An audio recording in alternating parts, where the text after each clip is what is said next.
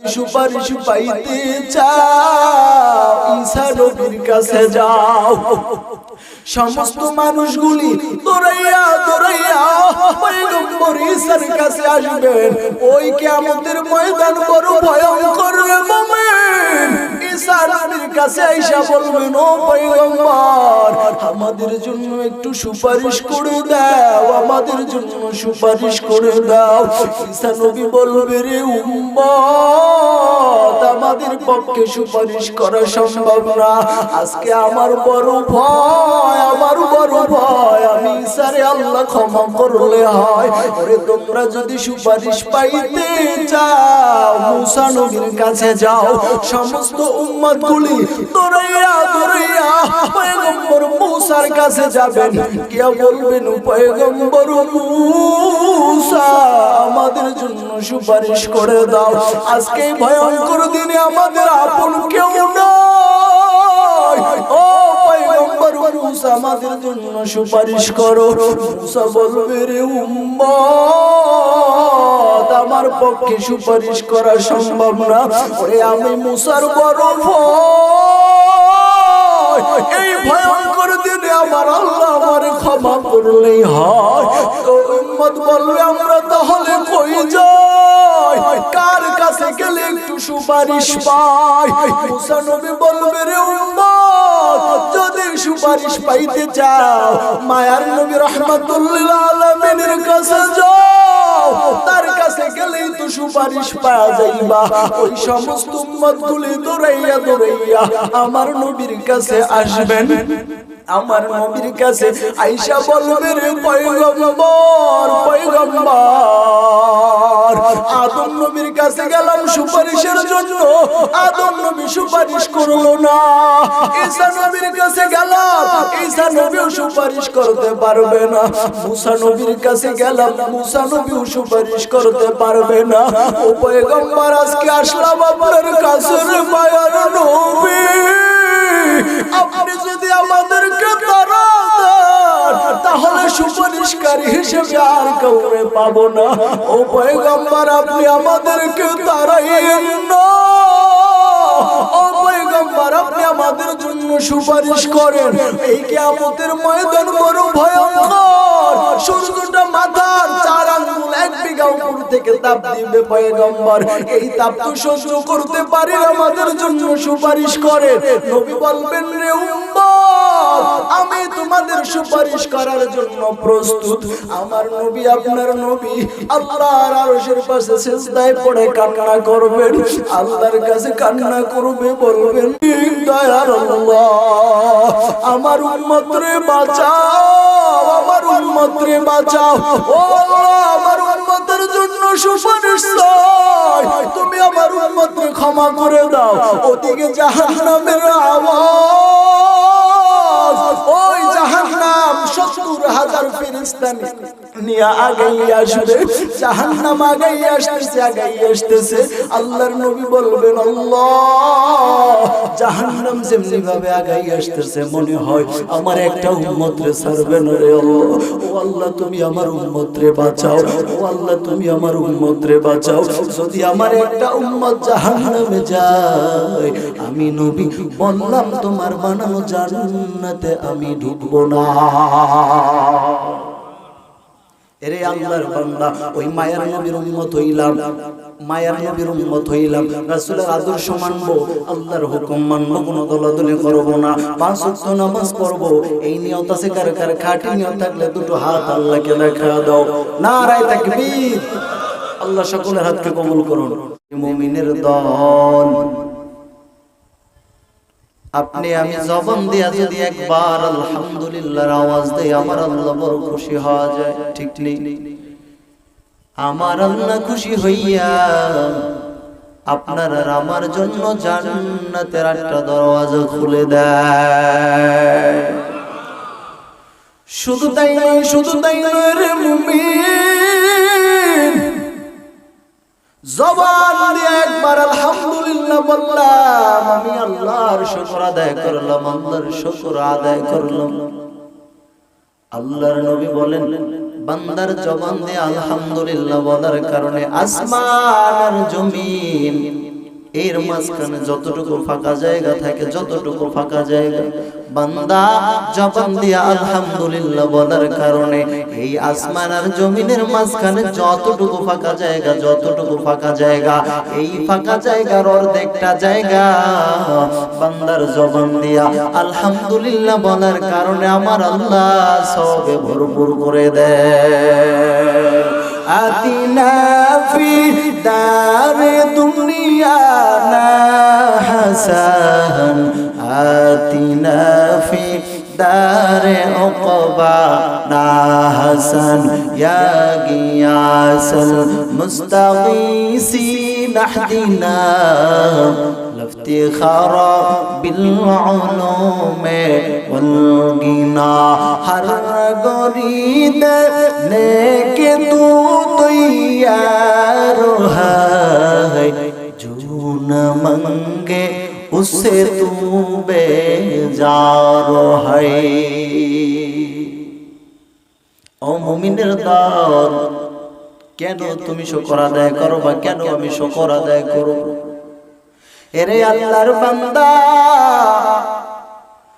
তোমাকে আর আমাকে আবার আল্লাহ মানুষ বানাইছেন, ঠিক কিনা?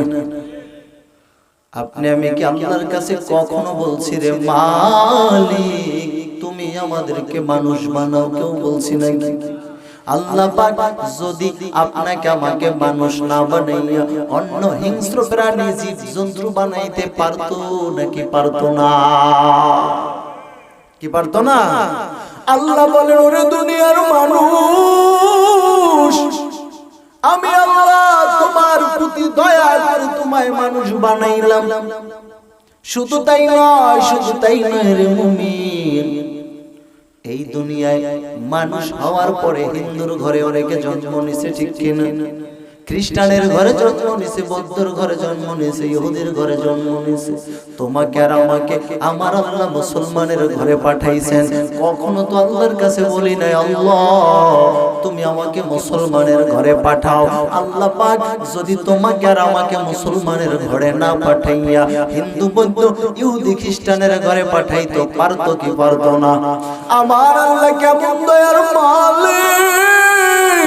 আমার আল্লাহ বলে, ও দুনিয়ার মানুষ, আমি আল্লাহ দয়া করে তোমারে আমি আল্লাহ মুসলমানের ঘরে পাঠাইলাম।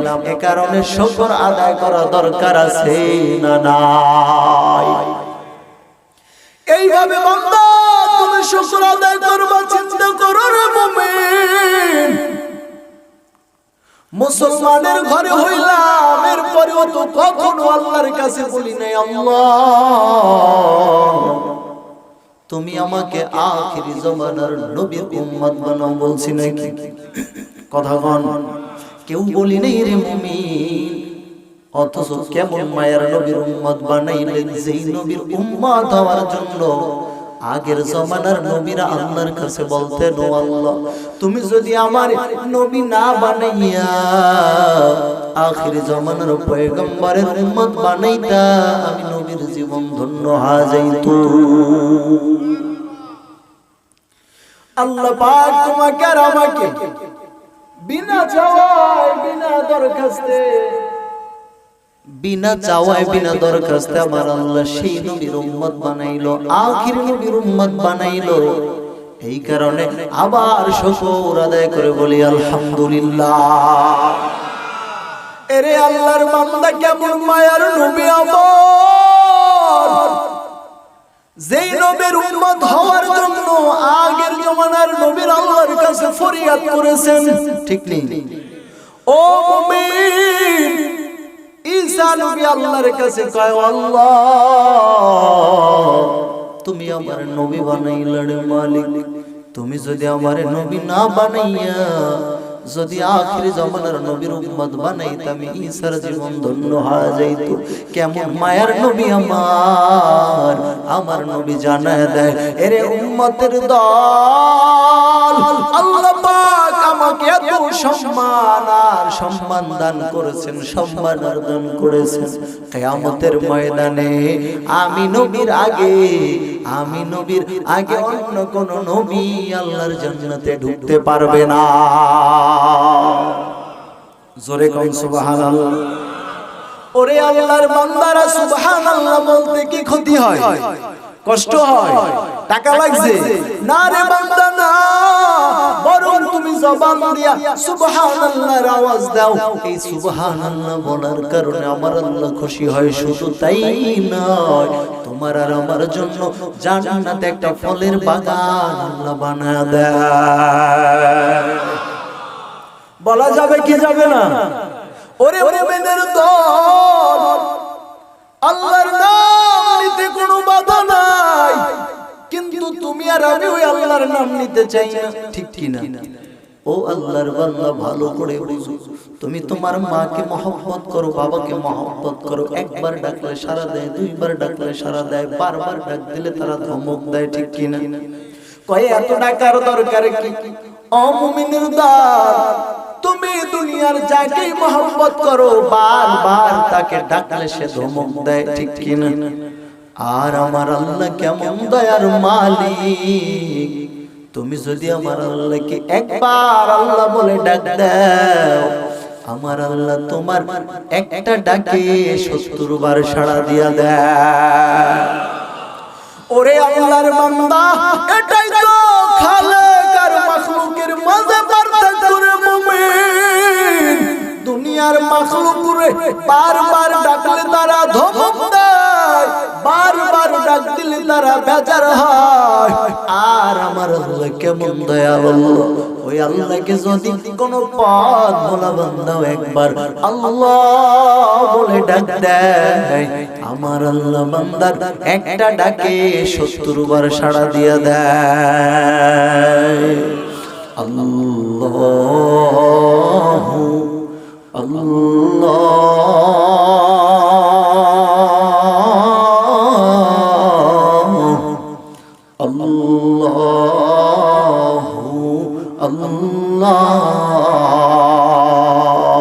কি ডাকা যাবে কি যাবে না? আল্লাহু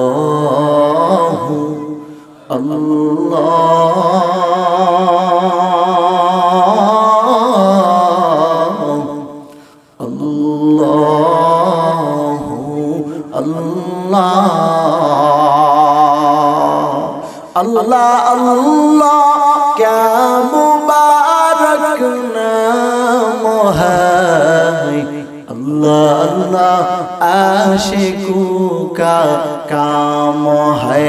अल्लाह अल्लाह तू मेरा माबूद है, अल्लाह अल्लाह तू मेरा माशूक है। अल्लाह अल्लाह तू मेरा रहमान है, अल्लाह अल्लाह तू मेरा रहीम है। वमा अरसलनाका इल्ला रहमतल लिल आलमीन।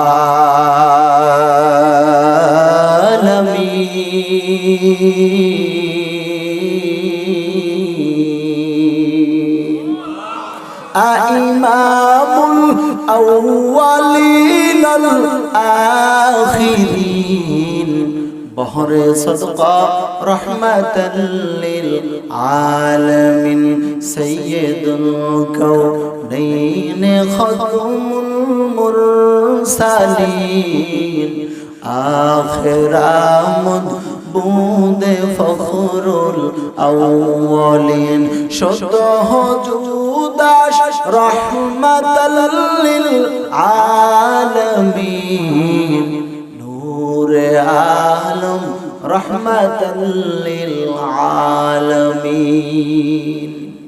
ও মুমিনের দল, আমার আল্লাহ বলেন আমি আমার মায়ের নবীকে গোটা দুনিয়ার সব মাখলুকের জন্য রহমত হিসেবে পাঠিয়ে দিলাম। সুবহানাল্লাহ।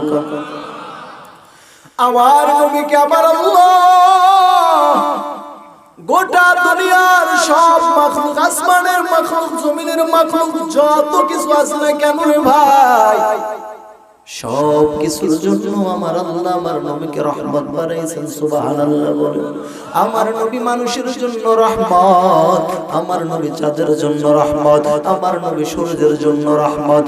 এক কথায় গোটা মাখলুকের জন্য আমার নবী হলেন রহমত। ওই রহমতের নবীর উম্মত হইলাম রে মুমিন।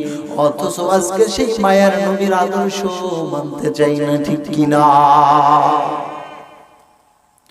কেমন মায়ার নবীর উম্মত হইলাম এলাকার মানুষ, যেই নবীকে আমার আল্লাহ না বানাইলে কিছুই বানাইতো না।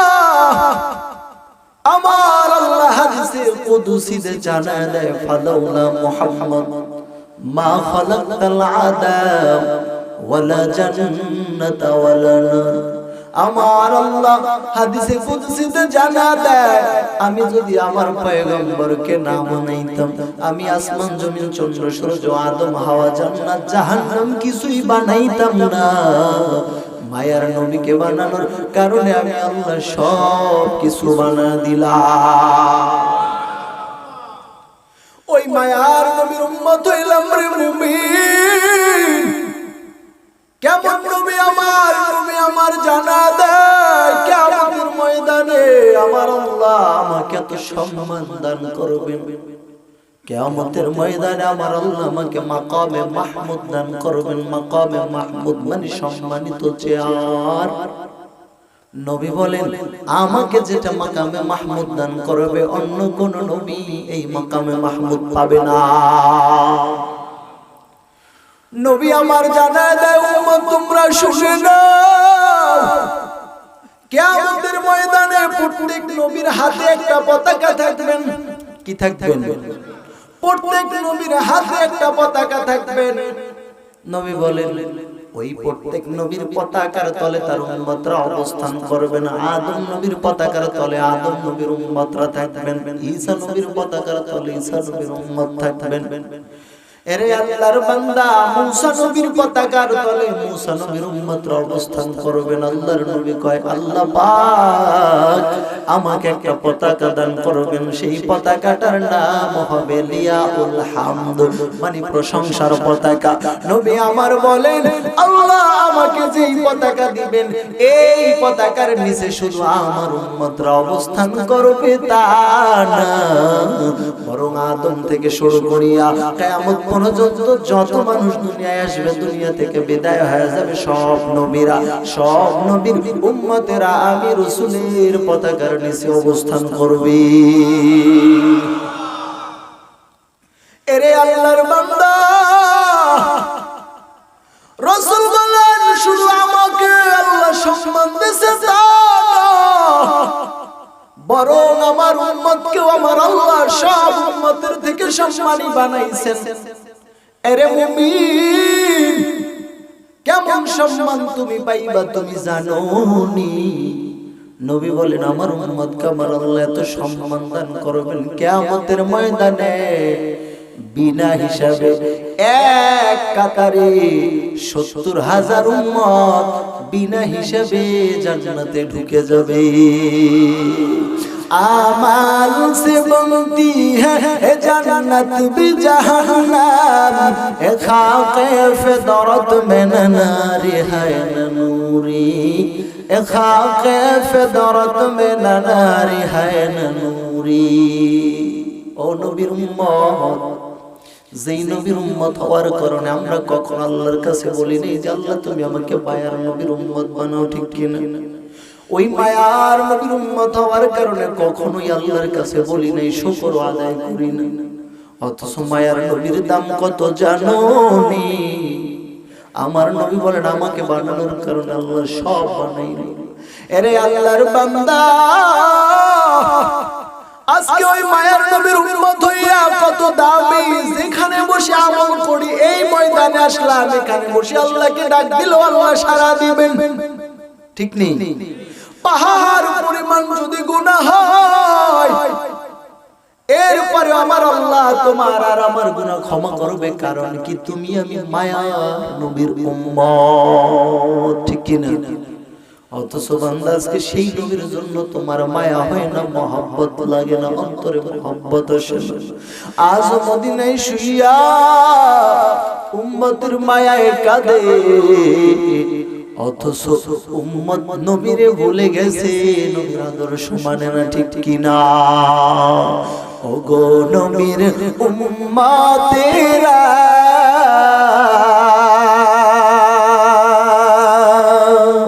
হয়ে আজি দিশে হারা, কোরআন হাদিসের চলো যখন যাহা চায় মনে, নবী বিনে কে তরবে পুলসিরাত মিজানে, নবী বিনে কে তরবে পুলসিরাত মিজানে।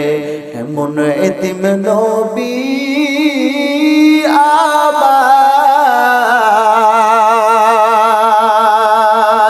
মাতা পিতা নাই যে তাহার, তারপরেও কত মারা মারলো তাকে দুশ্মনে, নবী বিনে কে তরবে পুলসিরাত মিজানে, নবী বিনে কে তরবে পুলসিরাত মিজানে। ওরে নবীর উম্মত, ওই নবীর জন্য তোমার আজকে মায়া নাই, মহব্বত নাই রে মুমিন। তোমার আজকে মায়া লাগে না, মহব্বত লাগে না। অথচ এই নবী উম্মতের জন্য কত কষ্ট করেছে বান্দা তুমি জানো না? ওই নবী ইসলাম প্রচার করার জন্য কত কষ্ট করেছে তুমি জানো নি? যদি জানতা তাহলে রাসূলের আদর্শ তুমি মানতা। আজকে কেন মানো না, কেন মানো না? মূল কথা হলো রাসূলের জীবনের ইতিহাস তুমি জানো না, ঠিক কিনা? এরে আল্লাহর বান্দা, মায়ার নবী আরবের জমিনে অবস্থান করেছে, আরবের জমিনে চলে, সবাই মায়ার নবীকে বড় মহব্বত করে, আল্লাহ আমিন বলে ডাকে। সবচেয়ে সত্যবাদী সন্তান আব্দুল্লাহর ছেলে মুহাম্মদের যে সত্যবাদী আর কেউ নেই। যখন আমার নবী দ্বীনের দাওয়াত শুরু করে দেয়, ওই কাফের বেঈমানরা আমার নবীর দুশমন হয়ে দাঁড়ায় যায়। কেমন দুশমন, কেমন দুশমন রে মুমিন! ওই কাফের বেঈমানরা সর্ব অবস্থায় ওই কাফের বেঈমানরা চেষ্টা করে কিভাবে রাসূলকে ফিরানো যায়। রাসূল আমাদের ধর্মের বিরুদ্ধে কথা কয়, আমাদের দেবদেবীর বিরুদ্ধে কথা কয়, সহ্য হয় না। এরে মুমিনের দল, আল্লাহর নবী দ্বীনের দাওয়াত বন্ধ করে না, দ্বীনের দাওয়াত চালায় যায়, চালায় যায়। আল্লাহর নবীকে কাফির বেঈমানরা এত অত্যাচার করে, এত অত্যাচার করে, কিন্তু না না, আমার নবী দ্বীনের দাওয়াত বন্ধ করে না, দ্বীনের দাওয়াত চালায় যায়। এরে মুমিন, এখানে অনেক ঘটনা আছে, বলতে গেলে অনেক সময় লাগবে। এরে আল্লাহর বান্দা, এরপরে রাসূল হাল ছাড়েন নাই। রাসূল হিজরত করে মদিনায় গেলেন, সেখানে বসে দ্বীনের দাওয়াত দেয়। রাসূল হিজরতে কত কষ্ট করেছে, মদিনায় কত কষ্ট করেছেন। কষ্ট করার পরের দিন ইসলাম তোমার আর আমার সামনে আজকে পৌঁছে দিয়ে গেল। কিন্তু বান্দা, আজকে তুমি রাসূলের আদর্শ মানতে চাও না, সুন্নাত মানতে চাও না, আল্লাহর নবীর আদর্শ তোমার ভালো লাগে না রে মুমিন। তবে ভালো করে বুঝে নাও, ওই রাসূলের আদর্শ যদি তোমার ভালো না লাগে, মহব্বত যদি না করো, তুমি যদি দুনিয়া থেকে বিদায় হয়ে যাও, তোমার কবরের কি হালাত হবে আমরা বলতে পারবো না, ঠিক কিনা? এরে মুমিনের দল, নবী আমার জানা যায় রে উম্মত, ভালো করে শুনো, ভালো করে বুঝো। নবী বলেন, বেনামাজি নাফরমান যেই উম্মত আমি রাসূলের আদর্শ মানবে না, যেই উম্মত আমি রাসূলকে মানবে না, যেই উম্মত আল্লাহর হুকুম মানবে না, ওই বান্দা যদি দুনিয়া থেকে বিদায় হয়ে যায়, তার কবরের কি হালাত হবে।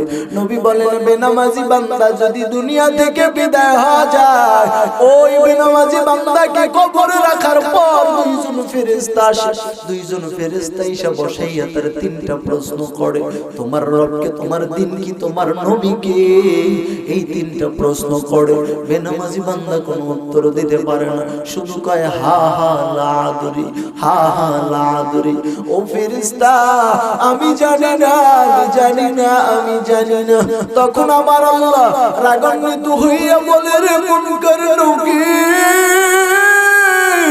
ও মুনকার নকির, তাড়াতাড়ি ওরে ধর। ওই বান্দারে, ওই নাফরমানরে আমি আল্লাহ 40 বছর 50 বছর হায়াত দিয়েছি, কিন্তু এই নাফরমান আমি আল্লাহর পরিচয় নেই নাই, ওই নাফরমান দ্বীনের পরিচয় নেই নাই। আজকে ওর কোনো সার হবে না রে মুনকার নকির, তাড়াতাড়ি ওর কবরে আযাব ঢুকা দে। আল্লাহ তাআলা আদেশ দেওয়ার পর মুনকার আর নকির তোমার আর আমার কবরের সাথে ওই জাহান্নাম, ওই জাহান্নামের আযাবের সাথে সংযোগ লাগা দিবে। ওই জাহান্নামের সাথে ডাইরেক্ট সংযোগ তোমার আর আমার কবরে হয়ে যাবে। ওই জাহান্নাম থেকে বান্দা জাহান্নামের তাপ আসবে, বান্দা শুধু ছটফট করবে, ছটফট করবে, ছটফট করবে রে মুমিন। ওরে ভাই, পারবা কে কবরের আযাব সহ্য করতে? না রে বান্দা, না না, কবরের আযাব সহ্য করার শক্তি নাই, সহ্য করার ক্ষমতা নাই। এরপরে আমার আল্লাহ বলবেন, ওরে মুনকার নকির কবরে আরো শাস্তি দিয়া দে। ওরে আল্লাহর বান্দা, তোমার আর আমার কবরে আযাব শুরু হয়ে যাবে। আল্লাহ বলবেন, ফেরেশতা ওর কবরে তাড়াতাড়ি বিষাক্ত সাপ ঢুকা দে, তাড়াতাড়ি ওর কবরে বিষাক্ত সাপ ঢুকা, ওর কবরে তাড়াতাড়ি আযাব দিয়া দে। ও মুমিনের দল, আল্লাহর আদেশ পাওয়ার পর ফেরেশতারা তোমার আর আমার কবরে 70 থেকে 99টা বিষধর সাপ ঢুকা দিবে। ওই সাপের কামড়ে এত বিষ রে ভাই, ওই সাপের কামড় সহ্য করা যাবে না। দুনিয়ার জমিনে আমরা দেখি মাঝে মাঝে দুই একজন মানুষকে সাপে কামড় দেয়, সাপে কামড় দেওয়ার কারণে বান্দা ছটফট ছটফট ছটফট করে লাফায়। ওই সাপের কামড়ের কারণে বান্দার শরীর টকটকে লাল হয়ে যায়, বান্দা সহ্য করতে পারে না, এমনকি দুনিয়া থেকে বিদায় হয়ে যায়। আল্লাহ না করুন তোমার আর আমার কবরের কি হালাত হয়।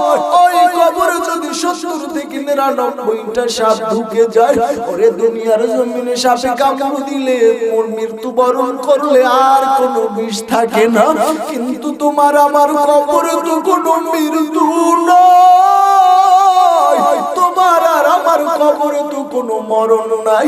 কেমনে সহ্য করবা রে ওই সাপের কামড়, কেমনে সহ্য করবা কবরের আযাব?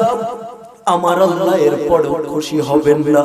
আমার আল্লাহ বলবেন, ওরে কবর, ও কবরের মাটি, এই নাফরমানরা আমি হায়াতে আছি, এই নাফরমান জমিনে গিয়া মাস্তানি করেছে, এই জমিনের ভিতরেই তো নাফরমান চলেছে, এই জমিনের ভিতরেই তো নাফরমান মাস্তানি করেছে, কিন্তু আমি রবের পরিচয় নেই নাই।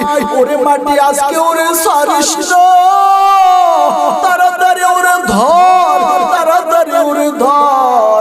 আল্লাহ আদেশ দেওয়ার পর মাটি তোমার আর আমার কবরে চাপ দিবে রে ভাই। আর বাকি ওই কবরের আযাব সহ্য করতে না, ওই কবরের আযাব সহ্য করার ক্ষমতা দুনিয়ার কারণে।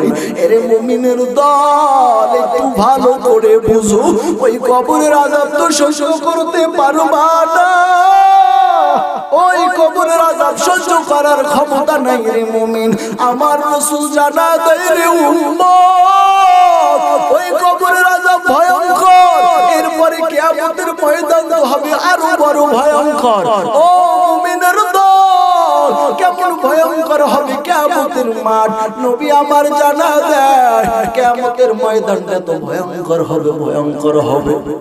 কেউ কাউরে পরিচয় দিবে না, কেউ কাউকে চিনবে না। আমার আল্লাহ বলেন, ওরে দুনিয়ার মানুষ, ইয়াউমা ইয়াফিরুল মারউ মিন আখিহি ওয়া উম্মিহি ওয়া আবিহি ওয়া সাহিবাতিহি ওয়া বানি। আল্লাহ বলেন ওই দিন হবে এত ভয়ঙ্কর, কেউ কাউরে পরিচয় দিবে না। সন্তান বাবা মাকে পরিচয় দিবে না, ওরে বাবা মা সন্তানকে পরিচয় দিবে না, সবাই সবার কাছ থেকে পালাইতে থাকবে। আল্লাহর নবী বলেন, সমস্ত মানুষগুলি কিয়ামতের ময়দানে অস্থির হওয়া যাইব, সমস্ত মানুষগুলি অস্থির হওয়া যাইব। এমনকি নবীরাও পর্যন্ত নাফসি নাফসি নাফসি নাফসি আওয়াজ দিবে।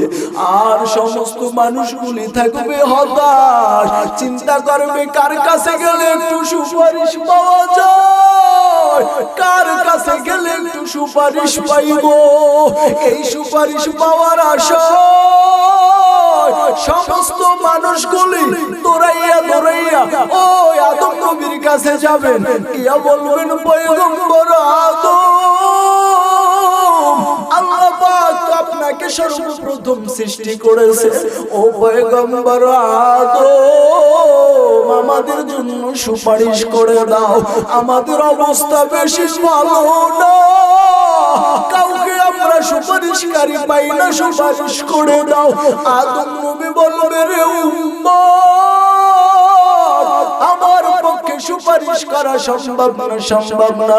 ওরে তোমরা যদি সুপারিশ পাইতে চাও, ঈসা নবীর কাছে যাও। সমস্ত মানুষগুলি দৌড়াইয়া দৌড়াইয়া পয়গম্বর ঈসার কাছে আসবেন। ওই কিয়ামতের ময়দান বড় ভয়ঙ্কর রে মুমিন। ঈসা নবীর কাছে আইসা বলবেন, ও পয়গম্বর আমাদের জন্য একটু সুপারিশ করে দাও, আমাদের জন্য সুপারিশ করে দাও। ঈসা নবী বলবে, রে উম্মত আমাদের পক্ষে সুপারিশ করা সম্ভব না, আজকে আমার বড় ভয়, আমার বড় ভয়, আমি ঈসারে আল্লাহ ক্ষমা করলে হয়। ওরে তোমরা যদি সুপারিশ পাইতে চাও, মুসা নবীর কাছে যাও। সমস্ত উম্মতগুলি দৌড়াইয়া দৌড়াইয়া পয়গম্বর মুসার কাছে যাবেন, গিয়া বলবেন, পয়গম্বর মুসা আমাদের জন্য সুপারিশ করে দাও, আজকে ভয়ঙ্কর দিনে আমাদের আপন কেউ নাই, ও পয়গম্বর মুসা আমাদের জন্য সুপারিশ করো। মুসা বলবে, রে উম্মত আমার পক্ষে সুপারিশ করা সম্ভব না, ওরে আমি মুসার বড় ভয়, এই ভয়ঙ্কর দিনে আমার আল্লাহ আমারে ক্ষমা করলেই হয়। তো উম্মত বলবে, আমরা তাহলে কই যাই, কার কাছে গেলে একটু সুপারিশ পাই? মুসা নবী বলবে, রে উম্মত যদি সুপারিশ পাইতে চাও, মায়ার নবী রাহমাতুল্লিল আলামিনের কাছে যাও, তার কাছে গেলেই তো সুপারিশ পাওয়া যাইবা। ওই সমস্ত উম্মতগুলি দৌড়াইয়া দৌড়াইয়া আমার নবীর কাছে আসবেন। আমার নবীর কাছে আয়েশা বলবে, রে পয়গম্বর, পয়গম্বর আদম নবীর কাছে গেলাম সুপারিশের জন্য, আদম নবী সুপারিশ করলো না। ঈসা নবীর কাছে গেলাম, ঈসা নবীও সুপারিশ করতে পারবে না।